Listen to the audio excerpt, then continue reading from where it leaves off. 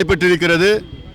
தமிழ்நாட்டின் மக்களுடைய நிலை இந்த மோசடி திமுக, பெண்களுக்கு எதிரான திமுக ஆட்சியை அகற்ற வேண்டும் என்ற ஒரு மனநிலையில் ஆழமாக அந்த உணர்வு இருக்கிறது. குறிப்பாக பெண்கள் மத்தியில், பெற்றோர்கள் மத்தியில் இருக்கிறது.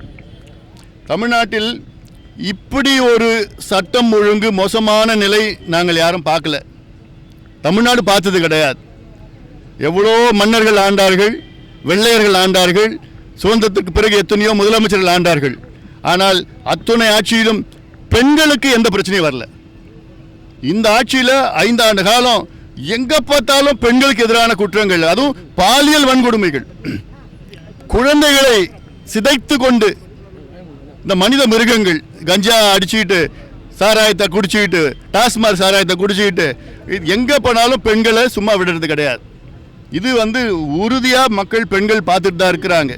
அதனால் மீண்டும் திமுக வந்துருச்சுன்னா, வரப்போறது இல்லை, வந்துருச்சுன்னா பெண்களுடைய வாழ்க்கை, இளைஞர்களுடைய வாழ்க்கை நாசமாகிடும்னு எல்லாருக்கும் தெரிஞ்சு போச்சு, புரிஞ்சு போச்சு. 5000 ரூபா கொடுத்துட்டா பெண்களுக்கு எதிரான குற்றங்கள்லாம் மறந்துடுவாங்களா? அதான் மறைச்சிடுவாங்களா? நான் கேட்குறேன். எல்லாம் தப்பு பண்ணிட்டு நம்ம 5000 ரூபா கொடுக்குறோமா, மாதம் 1000 ரூபா கொடுக்குறோமா, ஏற்றுப்பாங்களா? பெண்கள் ஏற்றுப்பாங்களா?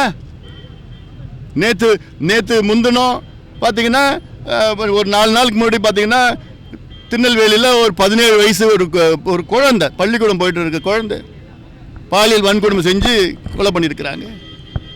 கும்மிடி பூண்டியில் பார்த்தா ஒரு 14 வயசு, மதுராந்தகத்தில் 15 வயசு குழந்தை, இதே கடலூர் மாவட்டத்தில் 3 வயசு குழந்தை, கிருஷ்ணகிரி மாவட்டத்தில் 2.5 வயசு குழந்தை.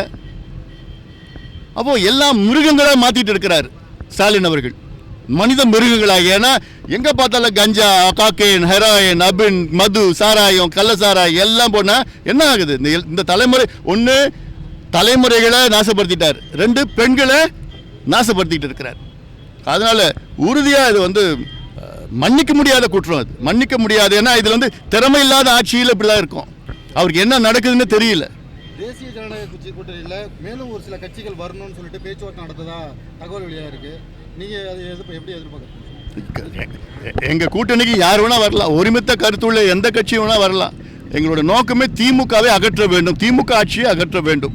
அந்த நோக்கத்தில் தான் நாங்கள் எல்லாம் ஒன்றா சேர்ந்துருக்கிறோம். அதில் டிவிகேக்கு நீங்கள் சொல்ல விரும்புவது என்ன சார்? அவங்க தான் நான் எதுவும் சொல்ல ஒன்றது கிடையாது.